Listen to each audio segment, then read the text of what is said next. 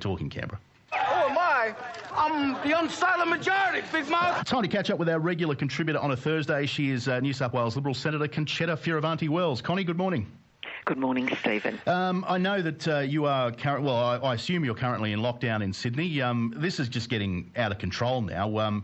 Our response to this virus has been completely disproportionate. Stephen, the disquiet and the anger at this lockdown in particular is increasing. And look, as I've said before, and we've discussed this before, at the beginning I think there was a greater understanding, but now I think people are fed up. Businesses cannot continue under these stop-start conditions. We know the economic consequences are going to take years to recover, and I have to say, Stephen, I've noticed a greater stridency in the emails that I receive. I look after my own email account. I go through it every day. They are certainly much more strident and much more critical of lockdowns and very concerned about the long-term effects. Because the issue here is that people are starting to get fed up with the lack of information. We keep hearing, this is at a federal and state level, we keep hearing this term, the health advice, but never at any stage are we told what the health advice actually is. It's never published so that we can make our own informed opinions about these things. The federal government, quite rightly, when this thing first started, and there's been criticism of the amount of spending, but something had to be done to circumvent the economic costs in the early parts. We've now got this new package that the federal government has announced in conjunction with New South Wales. They're saying it's a blueprint for further lockdowns in other states. This is only going to encourage state and territory leaders to lock down for the smallest number of cases because they know that there's some political expediency in it for them. Well, Stephen, we can't on the one hand say we need to learn to live with the virus and then go into lockdown periodically as we have been doing. I mean, the reality is that eradication of this virus is not possible. The virus will continue to mutate, as we've seen with the flu virus every year, and therefore by rolling out the vaccine, we can mitigate those risks and prepare a roadmap to open up the borders. But you are correct. That's a very accurate observation. By preparing what is effectively a blueprint now to roll out in New South Wales in the first instance, and then provide the support across the country to different parts is certainly indicative that this is going to go on. It's very interesting, actually, Stephen. I'm not sure if you saw the article that was written by Adam Crichton the other day, Lockdown Lessons in a Tale of Two US States. I've got a lot of time for Adam Crichton. I think he's been very incisive in his writing, and it was very interesting, the comparison that he made of the various US states, including most especially Florida and California. And, of course, we know California has been in various stages of lockdown for about 15 months. And, of course, Florida, under the guidance of Ron DeSantis, only had brief periods of lockdown. And the observation that he makes is what's remarkable is how little difference California's draconian policies, which destroyed thousands of businesses and upended schooling for children for a year, seems to have made. So in other words, he's really pointing out that there was very little distance. And he then concludes that if COVID becomes widespread in Australia, the experience of California and Florida suggests restrictions make little difference but cause great economic, political and social damage. I think that's a very accurate observation. Absolutely. And I spoke to Adam the day after he wrote that article, and it's absolutely spot on. But if you look at the numbers, and this is posted by former Liberal Party poller Mark Textor, posted on his Facebook page, there's currently 983 people infected in Australia, and that doesn't include the many that are so mild that they don't get detected or tested. So the actual number of cases is clearly a lot higher than the number we're being fed every morning.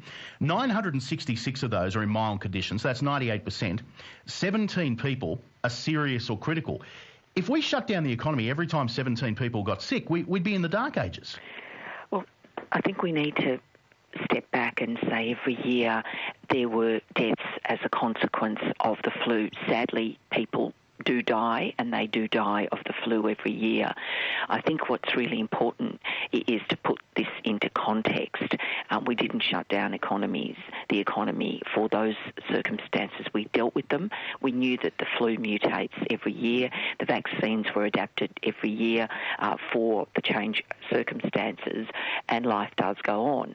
Now, it does make you wonder, we didn't raise issues in relation to those deaths, sadly, and now there is a difference, and we're treating this very, very differently. Yes, there are differences in the current circumstances, but I think I go back to the point that I made before.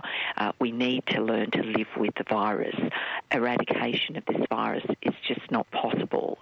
It will continue to be around, and we just need to manage it and need to live with it. The thing that I find inconsistent here, Connie, and I'm hoping you can explain the political mentality behind it, but everybody says exactly what you've said. Now, I've spoken to John Barilaro about it. I've heard Gladys Berejiklian say it. I've heard the Prime Minister say it. I've heard even apart from Emperor McGowan, who loves to shut his borders at the drop of a hat, everybody acknowledges that we can't eradicate this virus. Yet we have this mentality that until there's zero community transmission, we're not opening up. Those two things are diametrically opposed. How does a political leader hold those two positions at once and think that we're going to fall for it? Well, Stephen, I think we need to actually go back right to the beginning of this. Let's not forget that many of these measures, some of which many believe are quite draconian, have not been scrutinised by Parliament. Liberties have been taken away in the absence of proper scrutiny by Parliament, and you and I have had this discussion in the past. And all this stems from the provisions and regulations that have been made under the Biosecurity Act. And as chair of the Senate Standing Committee for the Scrutiny of Delegated Legislation, we have looked at this. I actually think, Stephen, if there had been a greater scrutiny by Parliament, because a lot of this perhaps would have been put into a different context. And these regulations are delegated legislation. They have been, they are not subject to disallowance, and therefore they are not subject to the scrutiny of the Parliament. And that flows on to the states as well. So once the pandemic order is in force, then the states themselves then go on under their own framework of delegated legislation to enact the sort of lockdown laws that we've seen. For example, the most recent one with Fairfield and the COVID testing and the movement in regional areas. All of this stems from the same source, and as I've said before, I think that things probably would have been different if there had been greater scrutiny by the parliaments, rather than this constant rolling over every 3 months of the same orders and not being open to politicians having a look at them. Connie, which leads me to my next point, is that with the situation in Sydney at the moment and the fact that travel from Sydney is restricted to the ACT, given that the Victorian border and the Western Australian border are now shut to the ACT, what does that mean for the next sitting period? I mean, are we going into a period now where there's going to be even less scrutiny because MPs can't get to Canberra? Well, Stephen, I've been quite strong on that issue. Almost a year to the date, on the 20th of July last year, I wrote to the President of the Senate raising my concerns about, at the time, there was muted cancellation of the sitting period and a postponement of sitting periods. And I placed on record my concerns about that decision, and that still stands.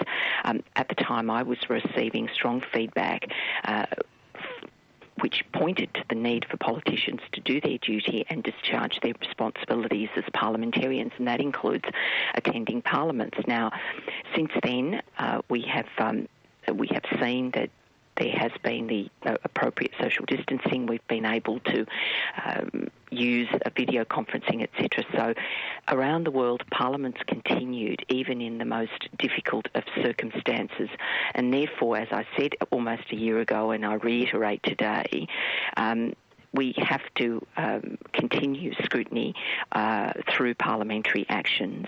And yes, of course, we have followed in the past strong COVID management, but we have to make sure that Australians understand that we are at work and we must ensure that we attend Parliament and be seen to be working. Let's hope that can happen. Connie, good to talk to you. We'll catch up again next week. Thanks a lot, Stephen. Senator Concetta Fierravanti-Wells. It is 19 and a half past